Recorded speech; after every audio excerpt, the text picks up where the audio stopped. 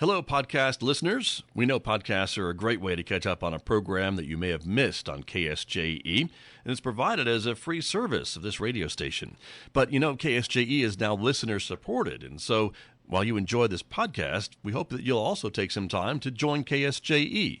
Become a member today. It's quite easy to do. Just go to our website at ksje.com/support and pick the level of support that best matches your budget. Thanks again for listening. Here's your podcast.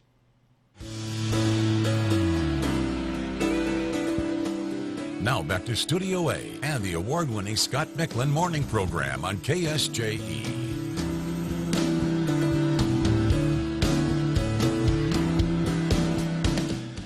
Back in Studio A this morning, we have an extra segment for you on this Wednesday because we have to talk about one of my favorite events that's coming up in September, the Dining with the Dead event from Rio Del Sol Kiwanis. Nicole Taylor is here with me this morning. Good morning. Welcome. Good morning. Thanks for having me. You bet. Welcome, and good to have you here to talk about another year for Dining with the Dead. Is this 13? 13. Lucky 13. It's our anniversary of 13, and we're excited to have another year. How about that? Congratulations. Thank you. And I have to admit, I think I've been part of all 13. I was going to say, congratulations to you. I think you've done every one. I think you and Tony DiGiacomo, y'all are two, maybe only. That you can't get rid of? Well, don't want to. Great acting. So we're glad to have y'all. Something like that. Okay. But it's a great event. I think a lot of folks look forward to it every year. It's local history for folks who have been living under a rock for the last 13 years and don't know what we're talking about. This is when the Rio Del Sol Kiwanis Club gets all these different performers and actors together to recreate and tell some of the stories of pioneer families, pioneer individuals who came to Farmington and San Juan County and made an impact here. Absolutely. You know, I'm not from the Farmington area. I moved here about 11 years ago, and this is just a great way, whether you're from here, whether you're new here, to learn about the county itself. Right. I mean, not just Farmington, but we talk a lot about Animas City, which is now Durango. So it is a great way to get to know the history, true stories, but portrayed through actors. Right, exactly. And some of the stories are incredible about what these people went through, what they dealt with once they got here, how they got here, how they tried to get here, couldn't get here, tried again to get here, all that stuff. You are listing it all out, and it's so true. I mean, there are so many stories each year that stick with me. Some of them are funny, like the reason downtown a lot of the streets don't merge together was because that husband and wife got divorced. Right. So there's just some really quirky stuff into it, but there's a lot of history. And they may have been a little spiteful towards each other. I thought, and spicy. There's some pretty interesting history. And I think what people don't realize is how much family is still here too. True. What I'm always impressed with is, like, last year on the tour we had a great-great-granddaughter. So there's just so many exciting things, but you learn so much about what has made our city and the adversity they went through to get there. So it's amazing. Very true. And as we look at the poster for folks who are watching the video and seeing some of the names of the characters who are going to be represented this year, and some of the names again I think are still around. Maybe there's a name of a street or a hill or a whatever. I'm looking at Knickerbocker, I'm looking at Ross. Absolutely. And things like that. The Stocktons, of course, which I know you know a little bit about. Yes. Their stories are something that I know we share every year because it's such a crazy, interesting, wild West story. It's a true Wild West. In his own way, Ike was almost as famous as Billy the Kid. And what you're portraying now is Emily Jane and Port, who is Ike's brother. Right. And Port had a hot head, and he shot a man for cutting him while he was cutting his hair. It is just so wild, these stories, and they've made this county the way it is. But, Emily Jane, I portray Ellen, who was Ike's wife. Mm-hmm. We were first cousins. Emily Jane was my half-sister. Port was his brother. So you've got two brothers married to half-sisters who are first cousins. So it is just a wild tale from Texas. So it brings near and dear to my heart with where I'm from. But how they ended up in San Juan County and the things that they did. But a lot of our characters draw back to those specific actors and people, because if you think about Barker Dome, right, Ike killed Aaron Barker, and that's why that is named Barker Dome. And so you learn all these things about our area and why they are the way they are. So it is, I just get excited every year with our new cast, with the people that come together. You'll see the names on the poster if you recognize them, but also the names of the people that we are telling their story. Exactly. And of course, the story of the Stockton brothers and all their exploits and activities here. I mean, a lot of folks maybe don't consider San Juan County being part of the Wild Wild West. Maybe we think more of Durango, which it was too. True. true. But we were. But Farmington, San Juan County, Aztec was still kind of ground zero for shootouts and cattle rustling and allegations and absolutely all types of stuff back in the late 1800s is what we're talking about. Well, New Mexico as a whole, right? Billy the Kid. So yeah, right. The Stockton gang and other people were very much around over here doing the same things. I mean, Ike got shot in a shootout, got shot in the hip.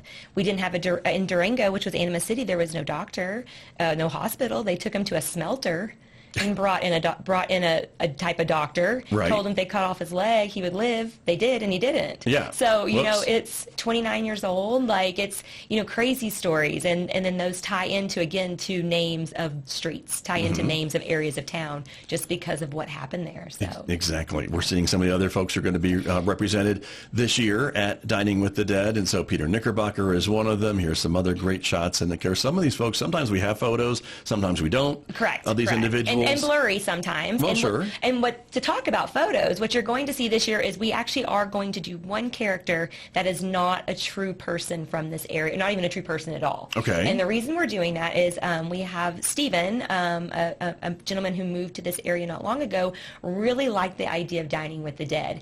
And he has one of those old-timey cameras that they used to do in the 1800s where you had to be super still and it had like the pop and the flash. And he puts the curtain over him. Sure. And so he is going to portray a fake character so he can show you and take almost like a wanted poster with his camera. And so that's why you have the blurriness sometimes or the movement or you had to be super still. So we are excited to add that as a feature into our show this year. Okay. Very good to know. Very interesting. So his story is not true, but it's based on history. Okay. I like it. So very, very and cool. This is you, right? This is me. This is Daniel Boone Ross, who I will be portraying. Again, D.B. Ross. He was a landowner, and he, his claim to fame was he didn't buy the land by the river. He bought land further north of downtown Farmington because he knew, I think pretty well, that the city was going to grow. And when it started to grow, guess who owned the land that they needed for houses and schools and churches and things like that. And so that's his claim to fame from the late 1800s. So awesome. Well, I think everybody will love to hear the details in your story. I'm working on growing the beard right now. Yeah. Really working on that. You've got a little time. Got a few weeks maybe to get that done. But the event's coming up on September 12th. Yes. Tickets are going fast. This event always sells out. Always sells out. So if you have been thinking about going or you go every year and you're like, why do I wait to get my tickets? Most of them are gone. I can't tell you to the number what we have left, but they are moving fast. And September 12th, it's 4 to 8, but we ask that you arrive between 4 and 6 for a tour. Right. If you come at 4, usually you're one of the first tours to go off, and then you eat after. And the food is from Spare Rib, delicious. Right. We do it every year. They do such a wonderful job. And if you come later, you can eat first and take the tour after. But our last show goes off about 6. It gets dark, so we like to get the shows going before 6 o'clock. And then we are done by 8. And again, great food, great history that you're going to hear about our county and our area. And then at the end of the day, you're helping a great cause. True. The Rio Del Sol Kiwanis Club does so much in the community, from Clothes for Kids, Shoes for Kids, Coats for Kids, which are all October. Those 3 specifically are coming up. Right. So we spend, just on the clothes alone, we take 300 kids and spend $100 with a 10% discount at Target. So we were able to get more, but we take them shopping over 2 days at Target. And so you do the math, that's $30,000 just there. And then the same day, the mall is so gracious to let us do our coats there, and we give each of those kids a coat. And these children are identified by teachers, counselors, principals as those most in need, so them and their siblings will get some new warm clothes for back to school time. Nice. And then we do Shoes for Kids in October, which is coming up at the Boys and Girls Club, helping those kids in need with shoes and socks. Nice. Very good. And I can't imagine the looks on these kids' faces when they go into Target or something and someone tells them, pick out something that you want, whatever you want, right? Clothes-wise, sure. And we don't get you can't go crazy. You can't go to the Lego aisle. Sorry, but kids. But we get them some, some but nice they may have never shirts. had a new shirt or pair of pants Absolutely. or what have you. Maybe it's a hand-me-down or whatever. The coats are the most common where we hear that. Yeah. I get my own coat. Right. My first own coat with tags still on it. So, it is pretty remarkable. With the shoes, we have kids that come in, they're like, I'm still wearing my shoes from last year, and they don't fit anymore, but that's all we got. And so it is such a great cause. So all of Kiwanis it's nonprofit. All the proceeds to everything we do go back into these programs, and all for kids. Wonderful. $30 is the price of the tickets for Dining with the Dead. Thanks to donors like Farmers Market and Sam's and places like that, we are able to keep our costs down. They donate the cookies to go with your yummy spare rib. Nice. Spare rib gives us a great price on the food. We have refreshments to drink. And then, obviously, Green Lawn, we're so grateful to be able to use that space to do the tour. Exactly. Well, and again, many of these performers are standing by their grave sites of the people that they're talking about. Absolutely. And so, that's kind of the coolest part, is to be able to see right where they're buried. Now, not all the time. I will say this year is actually a very interesting year. We had so many great stories where a few of them are buried, whether it's in Durango or in Aztec. Me, myself, when I play Ellen Stockton Ike's wife, I actually moved to California after he died. I moved to Aztec and then California. So I'm actually buried in California. But when I tell my story, I get to stand by Ike. So it's pretty cool. And but yeah, it's really neat to just see that history, and it's still there here in our community. Exactly. Very much. Well, so appreciate you spending some time with me to talk about this event this morning, and we hope folks will get their tickets before they sell out, because they will, and then you'll be sorry, and you'll have to come next year. Yes, and so online, Howard's Cleaners, Artifacts, please get your tickets before they're gone. There you go. Rio Del Sol Kiwanis.com is the website. You can also find them on Facebook, I know. Please, yes. Very active page on Facebook, but you can also buy them in person at Howard's Cleaners and Artifacts, as you Absolutely. mentioned. So, Nikki, thank you for coming in. Thank you, Scott. This is wonderful. We'll see you in the cemetery. Yes, you will. Okay. See you soon. Thank you. Nicole Taylor from Rio Del Sol Kiwanis, my guest this morning here on KSJE, Farmington, New Mexico.